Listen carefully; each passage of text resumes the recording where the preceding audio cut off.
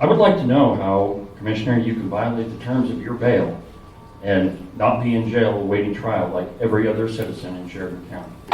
I made a trip to the commissioner meeting. Today's a celebration, my friends. We've got lots to do. Come on, let's go.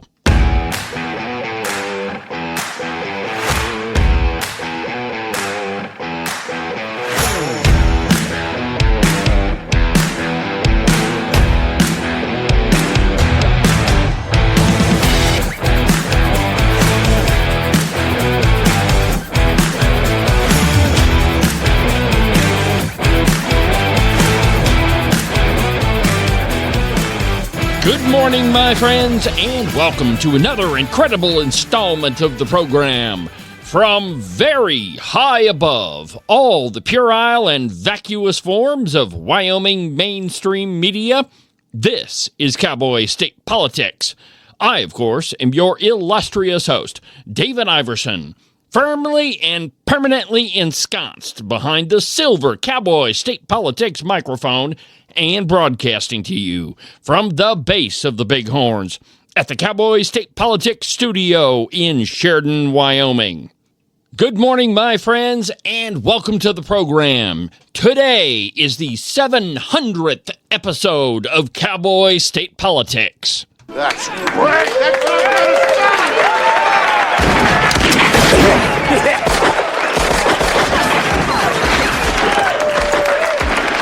That's right, my friends. 700 times I have brought you the news that the mainstream Wyoming press refused to.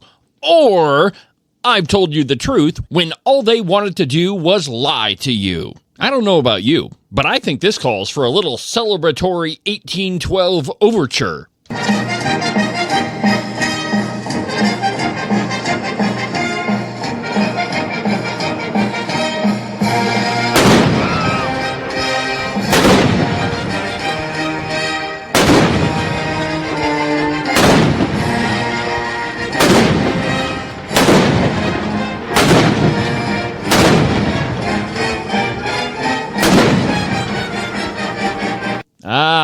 I have to tell you, my friends, I am more than a little bit proud of myself. I never would have thought when I sat down to interview Gail Simmons for the first time. Excuse me, I didn't pronounce that right.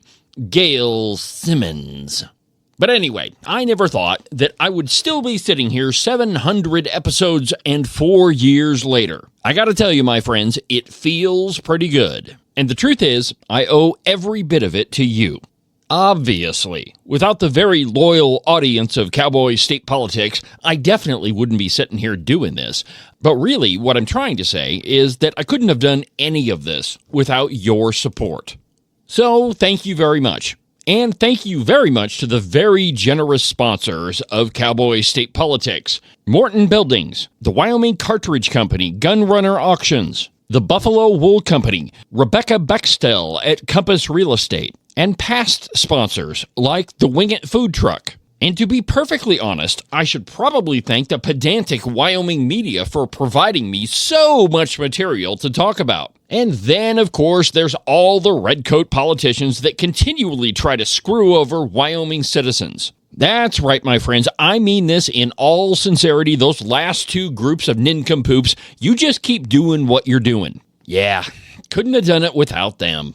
Anyhow, my friends, on today's program, I have a couple of stories that I've been waiting to tell you about. Well, actually, one of them just kind of fell into my lap yesterday. Or rather, in preparation for today's episode, I kind of made it fall into my lap. But, 6 of one, half a dozen the other. Who's really counting? And the other one, well, I've waited a couple weeks to uncork that one for a couple of reasons. One of which will become very clear a little bit later on in the episode, and I'll just admit it right out. It's a little self-serving. But I figure, what the heck? It's my program, and I can do whatever I want on it anyway. But it does involve a redcoat, so I figure I'm in the clear. We begin this morning with the Sheridan County Commissioners. Now, I'm not sure if I told you about this or not, but the day before my wedding, July 19th, I was in this store in Sheridan called Verdello. It's kind of a high-end place, and it's the only store in town where you can get non-alcoholic wine. You see, the lovely Christine wanted something for us to drink at the rehearsal dinner. Everybody else was going to be drinking booze, so we thought we'd have some non-alcoholic wine so we kind of fit in a little bit. So at 2:45, well, shortly before 2:45, I pulled up right in front of Verdello, and again, I was on my way to the wedding rehearsal, so I was in a bit of a hurry. And I don't normally do this, and I never will again, but I left my phone in the car because I was just going to run into the store, buy what I had to buy real quick, and then leave. Well, I walk through the door, and there I see in the liquor store part of Verdello, to my not so great and really not surprised at all, I see none other than Christie Antoinette Haswell. Riding along in my automobile, cruising and playing the radio, with no particular place to go. Riding along in my automobile. With somewhere between 6 and 8 bottles of high-end wine. Evidently, Christie Antoinette Haswell Riding along in my automobile. likes the good stuff.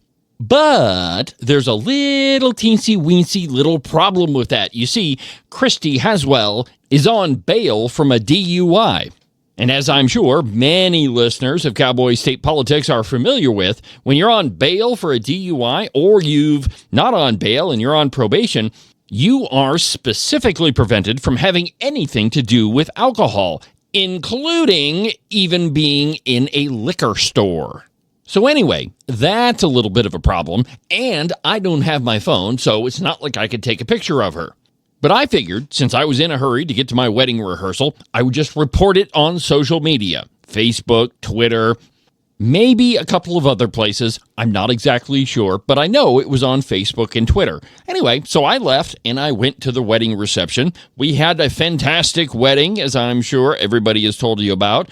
And then the lovely Christine and I, my new, lovely, beautiful bride and I, went off on our weeks-long honeymoon adventure. So, if you're tracking, I hadn't at that point had an opportunity to go up to the Sheridan Police Department and report the crime that I witnessed in Verdello. Just in case you are unaware, someone who violates the conditions of their bail agreement is committing a crime, punishable by jail until their trial. So anyhow, a week ago this past Monday, I went to the Sheridan Police Department and reported Christie Haswell. Riding along in my automobile. Not because I thought the Sheridan Police Department would do anything to the Sheridan County Commissioner, but I just thought it was important to have it on the record.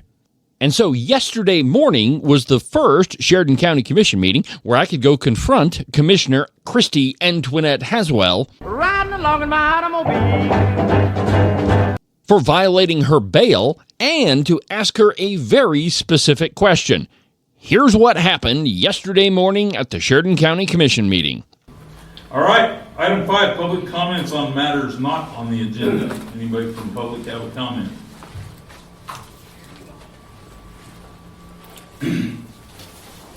Good morning. Morning. My name is David Iverson. I live in Precinct 11 off of 5th Street.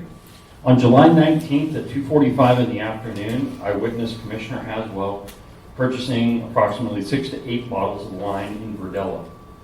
That's a direct violation of the terms of your bail. Those terms read, do not possess alcohol, do not possess, consume alcohol or controlled substances or synthetic controlled substances. Do not enter bars, taverns, liquor stores, or establishments where alcohol is the main item except for purposes of unemployment. I would like to know how, Commissioner, you can violate the terms of your bail and not be in jail awaiting trial like every other citizen in Sheridan County. Mr. Chairman. Go ahead. Mr. Iverson, I'm not sure this is the time or place to engage on this matter. I will let you know, Verdello's is the only place in town that carries non-alcoholic champagne, wine, and That spirits. wasn't it. I don't have any other comments, Mr. Chairman. Thank you. That, of course, was a canned response that they had figured out way ahead of time, should I show up and ask those questions. But here's the thing. Yesterday morning, Sheriff Levi Dominguez was also in the county commissioner meeting, and he didn't bother to ask any questions afterwards either. It really is a very offensive case of rules for thee, but not for me. And in my mind, the worst part of all of this is Christie Haswell Riding along in my automobile. put the lives of her constituents at risk because she got all drunked up and then got behind the wheel of a vehicle. If you're in the position of authority of, say, like a county commissioner, you should be able to plan ahead if you want to go out and have a couple of drinks. But Christie Antoinette Haswell Riding along in my automobile. didn't do that. She obviously doesn't have enough respect for the lives of Sheridan County citizens to make arrangements ahead of time so that she can go have a couple of drinks. Nope. Christie Haswell is above all of that, or below all of that, however you want to look at it. Regardless of all of that, Christie Antoinette Haswell should absolutely resign her seat on the Sheridan County Commission. After the break, I'm going to tell you about yet another Sheridan County tyrant, Shane Rader, the chairman of the Sheridan County School District No. 2 Board of Trustees. You're going to love this guy. Or not, but in any case, I'm going to tell you all about him. And we'll do that after the break. But first, an absolutely outrageous profit timeout.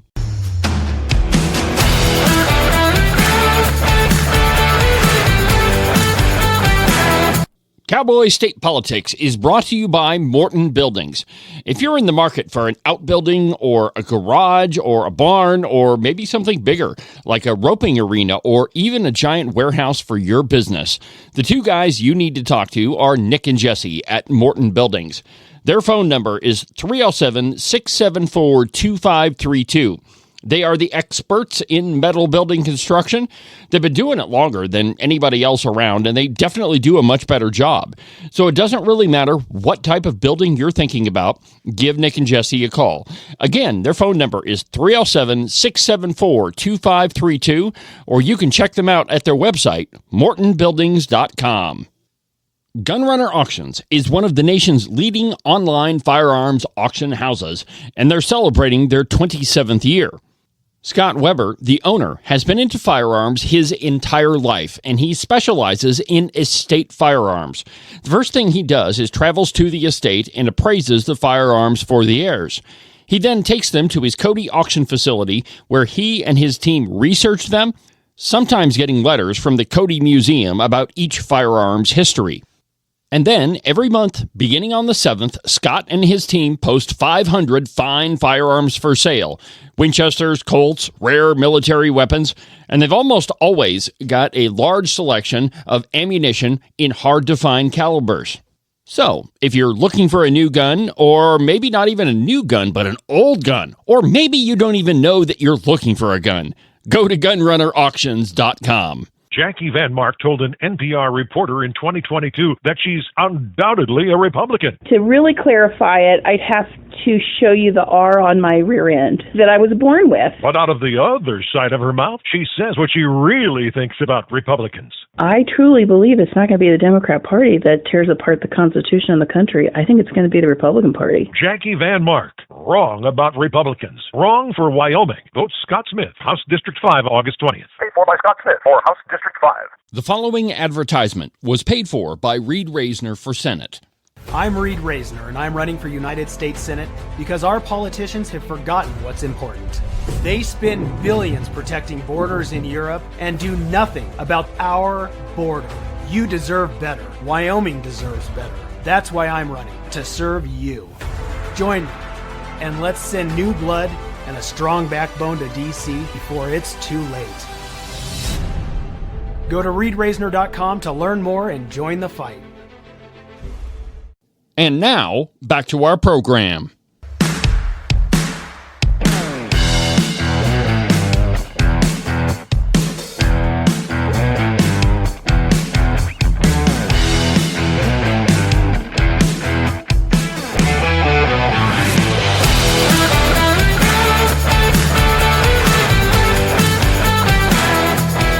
Welcome back to the program. David Iverson behind the silver cowboy state politics microphone, documented to be almost always right for the 700th episode 99% of the time.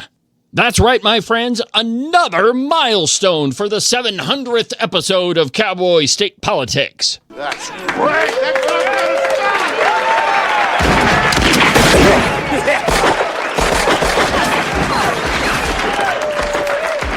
Wow, this is one incredible episode. Who would have thought?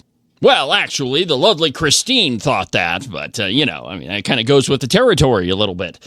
Anyway, moving on with today's program, I also attended a Sheridan County School District number 2 board meeting a couple of weeks ago. This is the story that I've kind of been keeping in the can for just such an opportunity as this. To get right to the point and avoid burying the lead in the story, as I am accused so often of doing, the Sheridan County School District number 2 Board of Trustees passed a $54 million budget without even asking for public comment. Without reading the budget, well, they didn't even read the budget, they just actually gave a summary of it. But they didn't make any attempt to even set up different readings of the budget so that the public could participate. In fact, they did it all in kind of a rush job so that the public couldn't participate. Here's how I know that. And while this isn't exactly direct evidence, there was only 2 people in the crowd, me and another guy. Had the chairman of the board, Shane Rader, who, interestingly enough, I'm running against for the Sheridan County Precinct 1-1 Precinct Committeeman position. I'll get to that in just a little bit. Had he made any attempt whatsoever to inform the public, there would have been more people there. Correct me if I'm wrong, but $54 million is a huge amount of money. And let me just put that into perspective for you. The entire state budget for education goes up $100 million each and every year. The Sheridan County School District number 2 budget is $54 million, which is more than half of that increase. The fiscal year 2025 budget for the entire city of Sheridan, Wyoming is $74.7 million.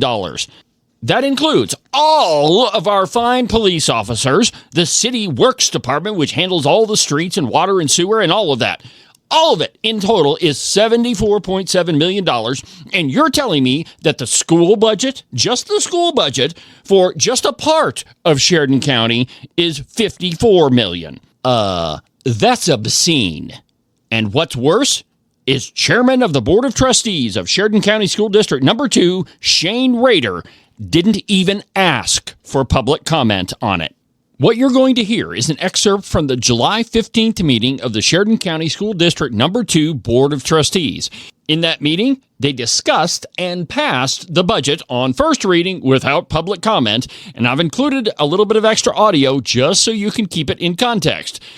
Listen very carefully and ask yourself if you hear anywhere in this soundbite where Shane Rader, chairman of the board, asks for public comment. Let me prove it to you. 1, 2, 3, here we go. What was the impact of that to the budget for this year? Mr. Chairman, I believe it was $109,000.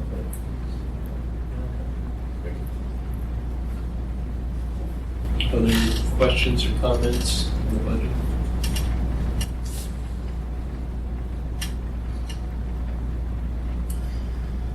Seeing none, all those in favor, please say aye. Aye. Those opposed, say no. Motion carries unanimously. As you can tell, Chairman Rader doesn't ask for any comment. And the reason you know that is they're in the middle of a discussion about the budget, and there's different school officials talking back and forth, asking questions. And then Shane Rader says, any other questions or comments about the budget? Nowhere in there does he direct anything towards the crowd. Of course, there was only 2 people there, me and another fellow. But he doesn't ask for public comment on a budget of $54 million. Interestingly enough, after the discussion of the budget, they then proceed to discuss a book study that apparently every member of the Board of Trustees is engaged in. They spent more time on their book report than they did talking about a $54 million budget. That is absolutely disgraceful. Even though Chairman Rader didn't ask for any public comment, at the end of the meeting, they did have a public comment period. I was the only person that got up and, I guess you could say, asked a question. You'll be able to tell in the soundbite that I was still getting used to my new teeth. Here you go. Thank you, Mr. Chairman, members of the board. My name is David Iverson. I just recently moved to Sheridan. I've lived here about a year. I just want you guys to know that you just spent more time discussing book reports than you did a $54 million budget. So I have two questions. One, when was this budget posted for the public to review and the media to review? Not that they would, but when was it actually posted where we could go through it line by line? And after you answer that question, could you please tell me how that qualifies as any sort of a public hearing? And that brings up another point. They didn't even post what they're calling the budget until the morning of July 15th. Now, keep in mind, what they posted was a slideshow presentation that basically was a summary of all of the accounts that the school has. There was no discussion of a line-by-line expenditure report. There was nothing for the public to review. There was no way you could tell how much the school was spending on football uniforms versus how much they're spending on books. And they only published it that morning.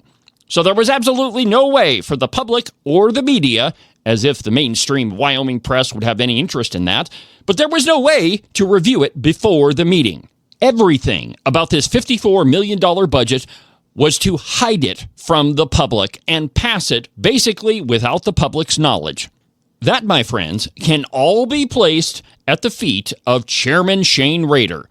Anecdotal reports that I've received on Chairman Shane Rader, is that he campaigned both for the school board and as precinct man for Precinct 1-1 as a conservative. There is no possible way that you can be a conservative and hide $54 million from Sheridan County citizens. He's not a conservative, and by all evidence is just another big spending liberal that wants to hide his actions from the general public. That is why the lovely Christine and I are running for the precinct man and precinct woman positions in Sheridan County Precinct 1-1. The seats currently held by Chairman Rader and his wife. It's time to get rid of Shane Rader on the school board and as a precinct man. All that being said, I did reach out to Shane Rader before this report to get some comment about the budget. Here is what he sent me. And I quote, "Hello, David. Thank you for contacting the board after sharing your feedback last night. The budget was made available for review by the public prior to its approval by the board. Not even 12 hours before the board meeting.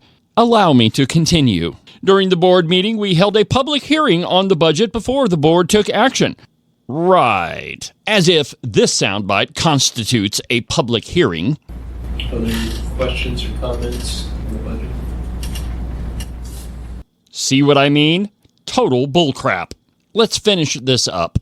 Members of the public may also contact Sheridan County School District 2 administration with additional comments. Thank you. Heart, Shane Rader. Well, it doesn't say that last part. As you can tell, even in his response to a request for comment from the press, Shane Rader can't even tell Sheridan citizens the truth. And if you can believe it, there's actually a little bit more to this story. I had a meeting with the superintendent of schools for Sheridan County School District Number 2, Scott Stultz, and the financial guy from the school district. It was equally as fascinating, and before you ask, yes, I recorded the whole meeting. But I'll cover that in a subsequent episode. The only thing I'll say at this point is before the meeting, I requested a line-by-line printout of the Sheridan County School District Number 2 budget. What I was given instead and told by the superintendent of schools and the finance guy is the only budget they could give me was a one-page document that was only a summary of the balances on their accounts. It wasn't a budget. It wasn't line by line, and it certainly was not what I had requested from the school. So anyway, more reasons to vote against Shane Rader for both Precinct 1-1 and for his undoubted run for the school board this upcoming election. That guy needs to go, my friends. Well, that'll about do it for today's installment of the program. Have a good rest of your week, and we'll talk again on Saturday during Weekend Update. But for now, from the base of the Bighorns at the Cowboy State Politics Studio, I'm David Iverson, and this is the one and only Cowboy State Politics.